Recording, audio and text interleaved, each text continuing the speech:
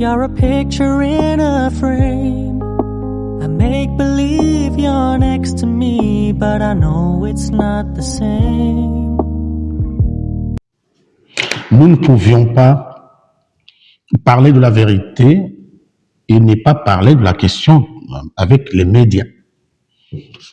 Aujourd'hui, les médias deviennent aussi des lieux de violence d'opinion, des lieux où les opinions se donnent ou s'exposent avec violence, des lieux de manipulation de la masse, manipulation, déformation de l'information, le lieu de déformation de la vérité, déformation du réel. Caroline Galacteros a une expression tout à fait, qui a un sens, tout à fait énigmatique, c'est ce qu'on appelle la monoculture idéologique. Les médias deviennent le lieu de cette monoculture idéologique, c'est-à-dire la culture d'une idéologie commune et unique, où les médias se présentent comme étant jouant le rôle de la police de la pensée, la police de la pensée unique. C'est-à-dire où les médias, au lieu d'être un lieu neutre, ce qu'on appelle en Afrique, on dit vous êtes médias, vous êtes l'église au milieu du village. Les médias actuels ne sont plus l'église au milieu du village. Au contraire, les médias sont des prêches, des chapelles qui prêchent une idéologie unique. Donc la monoculture idéologique. Est-ce que c'est ça la réalité médiatique de nos jours? Eh bien, telle est la question laquelle nous allons sincèrement aborder dans la rubrique qui va suivre, qui commence déjà. Restez bien assis et nous allons commencer.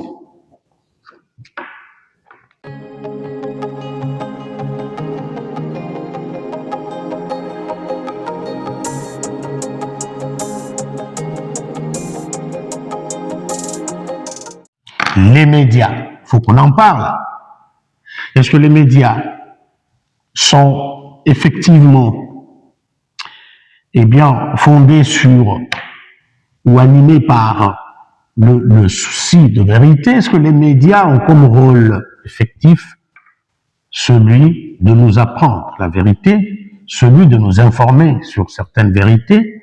Est-ce que le rôle essentiel, la motivation première, indépendamment de tout ce que les médias nous présentent, indépendamment de tout ce que les professionnels des médias nous disent, est-ce qu'en réalité, lorsqu'on y voit clairement, lorsque nous y allons nous-mêmes analyser, est-ce que il s'agit là d'un lieu d'exposition ou de description de vérité, ou est-ce qu'il s'agit d'un jeu d'autre chose que celui qui serait consacré à l'exposition de la vérité?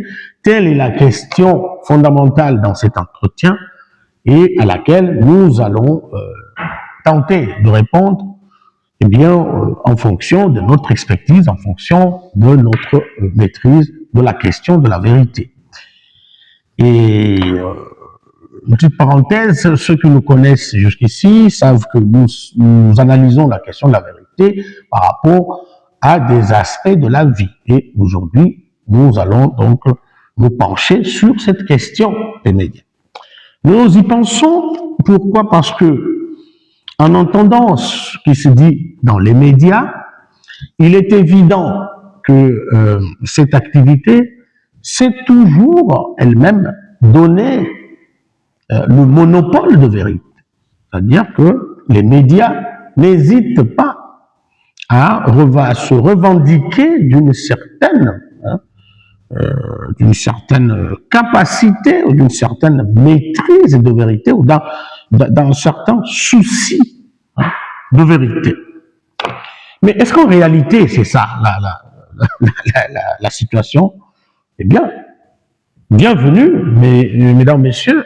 Je me nomme Joseph, ceux qui me connaissent le savent, mais ceux qui ne me connaissent pas, je suis originaire de la République démocratique du Congo, donc je suis africain et chercheur de Paris-en-Sorbonne, spécialiste de la question de la vérité. Je suis donc un logicien, et en tant qu'analyste logicien, chercheur, voilà pourquoi je me permets de faire ces analyses pour vous aider à peut-être vous interroger. Le but n'est pas ici de vous faire apprendre ou comprendre des dogmes. Donc, je suis pas dans une démarche dogmatique. Je m'inscris plutôt dans une démarche qui vise à vous permettre de vous poser vous-même des questions afin de vous forger vous-même votre propre opinion. Voilà. Donc, les médias. Mais c'est quoi? Qu'est-ce qu'on entend par médias? Oui, plusieurs définitions peuvent être retenues, mais je pense ici que nous pouvons en gros dire qu'on appelle une activité médiatique, eh bien, toute activité ou toute démarche qui consiste à transmettre l'information. Transmettre l'information. C'est-à-dire que les médias se basent sur la communication. OK. Maintenant, donc, l'activité est une activité communicationnelle ou transmissionnelle, ben, c'est-à-dire que l'information, parce qu'on parle de la communication, nous parlons aussi de l'information. Hein. Nous ne pouvons pas nous en passer. Donc, l'information quitte le point A pour un point B. Et l'agent qui le permet, qui le fait, eh bien, peut être appelé journaliste, influenceur ou propagandiste, si on veut, hein, propagandiste, analyste, ainsi de suite. Mais maintenant, la question qui est de savoir, est-ce que nous pouvons faire confiance absolument aux médias, à ces gens, à tous ces hommes et toutes ces femmes qui travaillent dans ce secteur, qui, à un certain moment, se présentent devant nous pour nous communiquer, pour nous transmettre une certaine connaissance, un certain contenu. Voilà.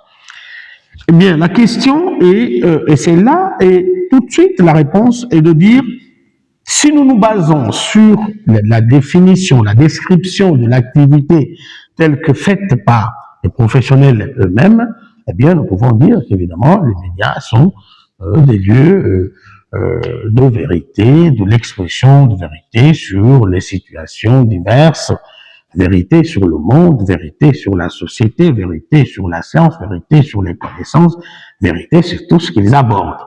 Pourquoi? Parce que justement, ces professionnels de la communication sont animés par une certaine déontologie qui fait d'eux des gourous de la communication, de la vérité.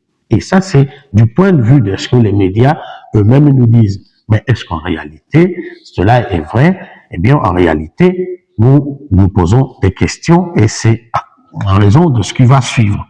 Eh bien, contrairement à l'apparence tout à fait objective, eh bien, dont bénéficient les médias, un écran, un micro, une cravate, un costume, voilà, à des heures tranquilles, mais les médias sont loin, et vraiment loin d'être le lieu privilégié de la vérité, c'est-à-dire c'est le lieu où les choses se disent de manière la plus objective possible, de manière la plus véridique possible. Et pourquoi? Eh bien, je vous énumère les raisons qui, pour moi, me poussent à dire que les médias, eh bien, tout comme le discours politique, eh bien, ce sont des lieux où tout peut se dire, c'est-à-dire où on peut affirmer tout et n'importe quoi, pourvu que, eh bien, quelque chose soit obtenu, à savoir la chose que je veux vous décrire tout à l'heure. En effet, le vrai enjeu des médias, si dans son esprit théorique est de transmettre la connaissance, mais dans la pratique de la chose, le vrai enjeu des médias n'est pas la vérité, n'est pas le souci de faire connaître quelque chose, mais tout simplement l'atteinte de l'information par le grand public, par un grand nombre. C'est-à-dire que le média, l'activité médiatique, surtout dans sa pratique actuelle, moderne, aujourd'hui, avec la floraison, toute cette ibérisation, si on me permet d'utiliser le terme, du secteur, eh bien, le but devient tout simplement l'atteinte du grand public. Tout simplement. C'est comme ça que les gens vont vous dire, vont classifier donc ces médias en termes d'audience. Les grands médias, c'est ces médias qui ont une audience plus grande. BBC News, RFI, LCI, BFM, c'est par millions. Donc c'est en fonction du nombre des personnes qui vous suivent, que vous soyez influenceur, vous soyez journaliste, vous soyez chroniqueur, c'est en fonction du nombre de personnes qui vous suivent que vous direz une certaine légitimité, une certaine crédibilité médiatique. Telle est en réalité la situation telle que, eh bien, nous l'observons. Ce qui n'est pas nécessairement en lien avec la qualité, la qualité de l'information, la qualité de la manière, la qualité de ce qu'on dit. Donc là, nous pouvons dire que si les médias visent d'abord le nombre d'adhérents, visent d'abord l'influence, la quantité de l'influence, le pouvoir médiatique, c'est-à-dire la capacité d'atteinte donc du grand public, de captivation, excusez-moi, donc du grand public, vous voyez déjà que nous sommes loin, eh bien, de ce que nous pourrions penser être l'objectif des médias, c'est-à-dire nous dire la vérité. Eh bien, parce que les médias nous permettent de saisir le grand nombre, parce que les médias nous permettent de façonner façonner pour le public une opinion, de rendre une opinion tout à fait privée, eh bien, une opinion publique, c'est-à-dire de rendre publique une opinion qui est tout à fait individuelle et privée. Les médias ont cette force-là, cette capacité d'agir, parce que les médias peuvent faire partager, faire adhérer le plus vite, le plus rapidement possible, à travers des mécanismes comme la répétition de l'information, l'insistance sur l'information, cette emphase sur des informations, l'invitation de ce qu'on appelle des spécialistes.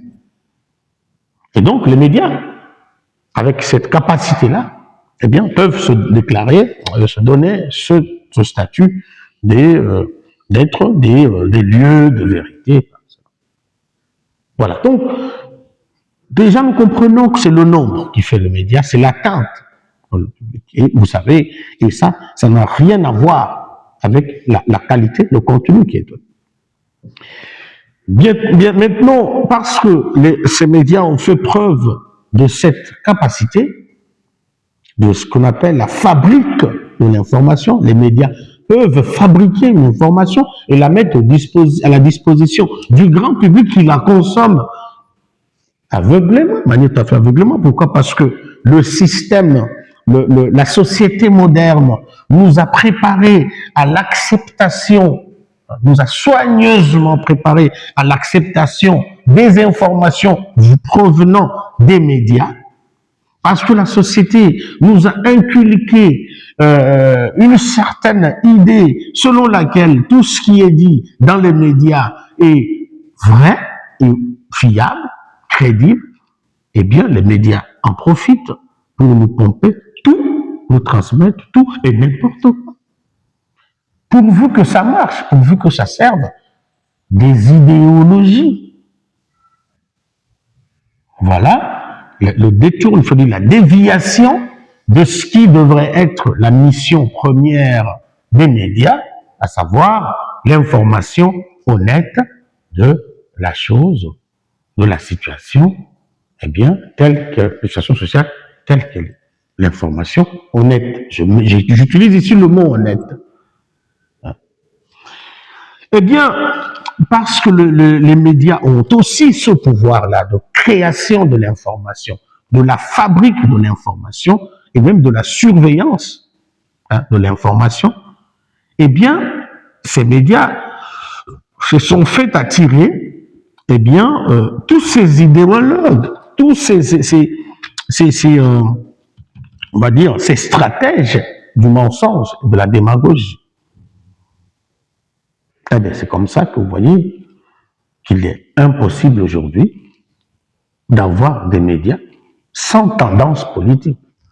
En France, par exemple, on va vous parler des médias de gauche, des médias de droite, des médias du centre, des médias Bolloré, des médias entreprises telles, des médias soutenus par les riches, des médias soutenus, seuls les pauvres ont rarement des médias qui les soutiennent. Donc, les médias deviennent un marché, tout simplement, de l'information. Un marché de l'information parce que radicalement politisé. Or, nous l'avons vu la fois dernière, que la politique, le discours de la politique n'a pas d'abord un lien essentiel avec la vérité, n'entretient pas ce lien-là, ce type de lien-là. C'est-à-dire la vérité en politique était relative. Ce qui était visé essentiel en politique, c'est l'adhésion, l'influence, le pouvoir, tout simplement. Mais qu'est-ce qu'on appelle pouvoir? Eh bien, ce qu'on appelle pouvoir, c'est la capacité à manipuler le public, la masse. C'est ce qu'on appelle pouvoir, l'influence. Après, il y a la contrainte, il y a la justice, et tout, avec les outils qui vont avec. Mais le but, c'est de faire soumettre. Le but, c'est de faire incliner. Le but, c'est de faire plier les esprits. C'est ça le but, en fait. Dévier, hein, le but, dévier du pouvoir dans certaines situations. Le pouvoir amenant le pouvoir médiatique, bien, peut être utilisé comme pour ce but-là, tout simplement de faire plier, d'orienter l'opinion, hein, donc dans un sens qui favorise, eh bien, qui soit toujours favorable à une certaine idéologie, à une certaine tendance politique, à une certaine activité. C'est comme ça, par exemple, que vous verrez que les médias vont, par exemple, soutenir une certaine entreprise, un certain produit, pour qu'une certaine entreprise puisse continuer son activité, ne puisse pas arrêter. S'agissant du vaccin, par exemple, les médias vont vite soutenir un vaccin, mais on le soutient non pas pour des raisons de vérité ou forcément d'efficacité, mais on le soutient pour qu'une entreprise puisse, faut continuer à fonctionner et qui peut-être être sponsor de ce média-là. Mais lorsque ces médias se présentent devant vous pour vous livrer la prétendue information, ils ne vous diront pas que nous sommes financés par telle entreprise qui produit ce produit, qui produit ces articles que nous soutenons. C'est ce qu'on appelle des lobbies. C'est-à-dire qu'à partir du moment où les médias se sont laissés influencés par la politique, par le pouvoir, par la richesse, l'intérêt, l'argent, par les lobbies, eh bien, à partir du moment où, par médias, il est aussi question de toutes ces affaires obscures, eh bien, ceux-ci ont cessé. Les médias ont cessé d'être des lieux crédibles pour dire la vérité. C'est-à-dire que tout discours médiatique devient problématique, devient un discours à prendre avec des pincettes, au même titre que le discours politique, au même titre que d'autres discours propagandistes. Eh bien, pourquoi? Parce que, justement, les médias peuvent être aussi utilisés pour des fins qui n'ont rien à voir avec la vérité, mais qui n'ont tout simplement rien à voir avec la recherche de la soumission, de la manipulation du grand public, l'orientation de l'opinion publique, ou alors la confiscation du pouvoir, ou alors la défense d'un pouvoir maléfique, d'un pouvoir finissant, d'un pouvoir incapable tout simplement de gérer. l'orientation, la distraction du public. Les médias peuvent aussi être utilisés pour cette fin-là. C'est-à-dire la distraction, distraire le public, eh bien, afin qu'il ne puisse pas se focaliser sur des vrais enjeux. Ceux qui peuvent l'interpeller et qui peuvent faire à ce qu'il puisse se mettre debout, s'engager dans une démarche révolutionnaire. Donc, les médias peuvent faire échapper une révolution, éviter une révolte. Donc, les médias deviennent, en politique, eh bien, un allié fiable. Qui a le pouvoir doit avoir les médias, donc le pouvoir médiatique. Qui gère le pouvoir doit avoir une mainmise, le contrôle sur les médias. Et par conséquent, nous ne pouvons plus considérer les médias comme étant un lieu privilégié par... Moi, j'ai mon père qui, donc, quand on était enfant, suivait RFI, suivait tous les jours en quotidien, matin, midi, soir, et suivait la voix de l'Allemagne hein, aussi, Deutsche Welle, la voix de l'Allemagne, suivait aussi la voix de l'Amérique, donc qui était pour lui ces trois médias qui disaient la vérité. C'est-à-dire que lorsqu'une information n'est pas passée, n'est pas validée, n'est pas dite par RFI ou par la voix de l'Amérique ou la voix de l'Allemagne, eh bien, cette information n'est tout simplement pas vraie. Et ça fonctionne ainsi jusqu'à aujourd'hui, parce qu'il est encore vivant. Ça fonctionne encore jusqu'à aujourd'hui. Et pourquoi? Parce que on a donné le monopole de vérité, tout simplement, à des médias ou à certains médias. Mais en réalité, lorsque je grandis, lorsque je fais mes études, lorsque j'essaie d'analyser, de penser par moi-même, je me dis, mais non, y compris RFI, y compris, ces médias, comme tous les autres médias, ne sont pas à prendre d'emblée pour des lieux d'exposition d'une vérité quelconque, parce que derrière RFI, il y a tout aussi, comme derrière n'importe quel média, il est possible de voir derrière RFI une certaine politique, un certain projet, une certaine propagande aussi. Mais attention, et c'est là que je voulais aussi aborder, justement dans le cadre de cet entretien, la question de la taxation de la propagande, le mot propagande. En fait, dans les médias modernes, nous voyons ce qu'on appelle la guerre des médias. Nous vivons cette époque-là, de guerre des médias qui se taxent entre eux. Il y a des médias qui vous disent que non, ceux-là se font de la propagande telle. Par exemple, en Russie, on va dire taxer tous les médias ici occidentaux comme étant des diffusants de la propagande occidentale. Et lorsque vous êtes en Occident, on vous dit que tous les médias russes sont des médias de la propagande. Donc eux-mêmes déjà s'accusent. Et sans vouloir chercher à savoir qui dit vrai, qui dit faux. Mais en gros, tout média s'expose toujours au risque d'être au service d'une certaine propagande. Tout média, qu'il s'agisse des médias russes ou qu'il s'agisse des médias occidentaux. Pourquoi? Les médias peuvent être aussi des lieux où se relaient des fake news, tout simplement.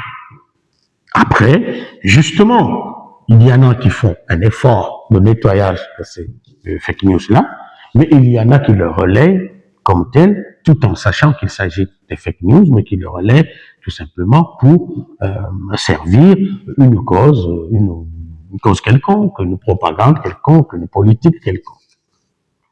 Voilà. Ceci pour dire qu'en réalité, si les médias, si le souci de communiquer devait être au cœur, de communiquer une information sûre, devait être au cœur de l'activité médiatique, en réalité, ce n'est pas ce qui se passe. Il y a dans les médias ce qu'on appelle la ligne éditoriale. Or, la vérité n'a rien à voir avec une certaine ligne éditoriale. Que cela veut dire, hein? Une ligne éditoriale, c'est tout simplement une politique de diffusion, de censure de l'information définie par des médias. Il y a des médias qui vous disent que ça, chez nous, ça ne passe pas. Ça, chez nous, ça ne passe pas. Je prends le cas de l'Ukraine. Vous verrez que dans certains médias, lorsque vous posez la question quand est-ce qu'a commencé la guerre en Ukraine, il y en a qui vont vous dire le 22 avril 2022. Tout simplement. Et il y en a qui vont vous dire non, c'est depuis 2014. Et vous verrez que dans certains médias, tous ceux qui disent que la guerre a commencé en 2014 n'ont pas d'audience dans certains médias. Vous voyez que on relaie que 2022, alors que la guerre en Ukraine a commencé depuis bien avant, depuis la prise de la Crimée et consorts. Donc, vous avez déjà là un exemple pour dire que celui qui dit que ça a commencé depuis la Crimée s'inscrit dans veut transmettre un certain discours qui peut être hostile dans certains médias. Alors que celui qui se contente de dire que la guerre a commencé en 2022, avril 2022, veut transmettre un certain discours. En fait. C'est pas gratuit de dire ça. C'est juste un exemple. C'est-à-dire, celui qui vous dit que la guerre en Ukraine a commencé en 2014 veut vous faire une lecture historique et géopolitique de la guerre en Ukraine. Il existe une lecture historique et géopolitique. Il veut remonter et chercher les raisons dans l'histoire. Tandis que celui qui vous dit que la guerre a commencé en 2022 veut juste vous parler de l'invasion, en fait, de la Russie, l'invasion de l'Ukraine par la Russie. Il veut vous parler de ça, ce qui est légitime. Mais en réalité, nous pouvons remonter pour chercher des causes un peu plus lointaines, lier cette invasion ou l'analyser dans le cadre d'une lecture qui est beaucoup plus vaste, beaucoup plus globale que la seule invasion elle-même, en fait. Vous avez là juste un exemple parmi tant d'autres. C'est par exemple ceux qui peuvent vous dire que l'esclavage ou la colonisation, ça a été une mission civilisatrice. Ça, c'est un narratif. Vous voyez, dans un certain média qui peut passer. Mais tous ceux qui peuvent vous dire que l'esclavage et la colonisation ont été des crimes contre l'humanité, ça n'a pas été toujours le lieu d'une certaine civilisation de l'humanité, eh bien, vous verrez que dans certains médias, ce discours ne passe pas. Vous êtes censuré. Donc, par une certaine ligne éditoriale. Vous voyez? Mais, sur la question, disons-nous la vérité, est-ce que celui qui dit que l'esclavage a été une mission civilisatrice a dit faux? A dit complètement faux? Et celui qui dit que l'esclavage a été le lieu justement, de la crime odieux, enfin, la colonisation, justement. Parce que l'esclavage ne peut pas être évoqué comme signe de quelque civilisation que ce soit. Mais je parle de la colonisation. Est-ce que celui-là dit faux? Ben non. Il voit les deux aspects. Mais pourquoi, en réalité, vous voyez que une certaine opinion est censurée, mais pourquoi? Parce que tout simplement, les médias ne sont pas si neutres que ça. Il ne peut pas y avoir de médias neutres. Dès lors que ceux-ci ont besoin de financement pour leur logistique, déjà, dès lors que ceux-ci doivent déjà dépendre d'une certaine politique, subissent une certaine mainmise d'un certain pouvoir, subissent une certaine mainmise d'un certain milieu financier, subissent une certaine mainmise d'un certain milieu, peut-être aussi religieux. Dans certaines sociétés, c'est le religieux qui a la mainmise sur les médias. Et tout discours qui va à l'encontre des valeurs prétendues, valeurs religieuses, ne passe pas. Toute vérité qui va à l'encontre des valeurs dictées comme étant religieuses ne passe pas.